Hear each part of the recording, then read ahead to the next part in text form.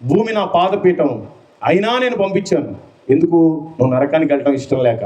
మరి నీ కోసం వచ్చి దెబ్బలు తిని ఉమ్మించుకొని దెబ్బతిని ప్రాణం పెట్టాడు కదా, మరి నువ్వు నా కోసం ఏం చేసావు యాకోబు అని అడుగుతాడు. ప్రభా, అయ్యా నేను ఎంత మాందాం అనుకున్నా కుదరలేదయ్యా, ఎవడో కూడా వస్తున్నాడు, ఇక 90 మంది వేస్తున్నాను, నా వల్ల కావట్లేదయ్యా మాంటానికి, అందుకని ప్రభా నన్ను క్షమించయ్యా. రే తీసుకెళ్ళండి రా వేసేయండి నరకం. అప్పుడు నీకు క్షమాపణ లేదు, భూమి మీద ఉన్నప్పుడే. రే ఫలానా మల్లికార్జునరావుని తీసుకురండి రా, వాడు ఎక్కడికి పోయినా స్టేజ్ మీద అందరిని తిట్టేసి వస్తున్నాడు, వాడిని తీసుకురండి, వాడి కథ చూడాలి. ఎవరా మల్లికార్జునరావు, నీకోసం నా కుమారుని పంపించాను, నీకోసం దెబ్బలు తిన్నాడు, నీకోసం ఉమ్మించుకున్నాడు, నీకోసం ప్రాణం పెట్టాడు, నువ్వు నా కోసం ఏం చేసావురా రే?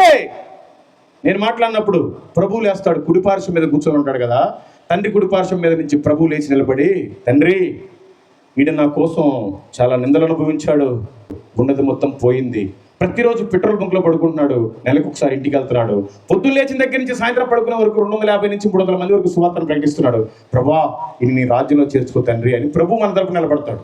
మనకు సాక్ష్యం ప్రభు దగ్గర ఉండాలి. ఈ రోజున నీ బ్రతుకు నీ ఇంట్లో లేదు, నీ భర్త దగ్గర లేదు, నీ భార్య దగ్గర లేదు, నీ కడుపున పుట్టిన పిల్లల దగ్గర లేదు, నిన్ను ఎలా పరలోకానికి చేర్చుకుంటాడు? అది ధవల సింహాసనం.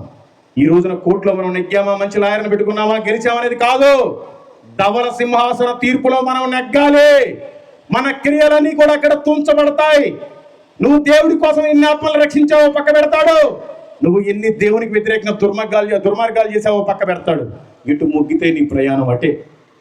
దయచేసి నీకు దండం పెట్టి చెప్తున్నా, మీకు చెప్పడం వల్ల నాకేమి రాదు, ఇంత దూరం ప్రయాణం చేసి వచ్చాను. నేను ఒకరోజు సువార్త చేస్తే కనీసం 200 నుంచి 250 మందికి చెప్తాను. ఇక్కడికి వస్తే మీరంతా క్రైస్తవులే. నేను అసలు క్రైస్తవులకు సువార్తే చెప్తాను, ఓన్లీ అన్నులకే చెప్తాను. ఇంత దూరం ప్రయాణం చేసి వచ్చాం, మళ్ళీ నైట్కి నిద్ర ఉండదు, మళ్ళీ రేపు రెస్ట్ తీసుకోవాలి, మళ్ళీ ఎల్లుండి ప్రయాణం ఉంది. ఇలా ఇంత టైం వేస్ట్ చేసుకొని నాకు సువార్త కోసం ఇచ్చిన ధనాన్ని వెచ్చించి నేను డీజిల్ పోసుకొని ఇక్కడికి వచ్చి ఇక్కడ ఒక పైసా కూడా తీసుకోకుండా నా మంచినీళ్ళు నేను తాగుతూ నేను వెళ్ళిపోయేది ఎందుకు అంటే, మీరంతా నరకానికి వెళ్ళొద్దు, మీరంతా తప్పుడు బోధలో ఉండొద్దు, మీకోసం కన్నీరు గార్చే ఇలాంటి మందిరంలో మీరు ఉండండి. పాపం వాళ్ళ నాన్నగారు ఎప్పుడు చనిపోయాడో నాకు తెలీదు. 23 సంవత్సరాలకి ఆ భుజం మీద ఆ భారాన్ని పెట్టుకున్నాడు. ఈ వయసు మంచి ఎంజాయ్ చేయాల్సిన వయసు. త్రాగి తిరిగి లోకంలో కలిసిపోయేవారు పాస్టర్ గారి పిల్లలు వచ్చిన మంది తెలుసు నాకు. కానీ ఇప్పటికి పాపం ఆయన బరువు ఎత్తుకొని ఏ సపోర్ట్ లేకుండా ఇంత పెద్ద మీటింగ్ పెట్టి మిమ్మల్ని అందరినీ ఏ ఒక్కరు నశించిపోకూడదు, ఒక్కరు మారు మనసు పొందినా చాలని అంత గొప్పగా నిజంగా అతనితోటి మాట్లాడినప్పుడు నాకు చాలా బాధ వేస్తుంది. ఎందుకంటే చిన్న కుర్రోడు అంకులు పిలుస్తున్నాడు.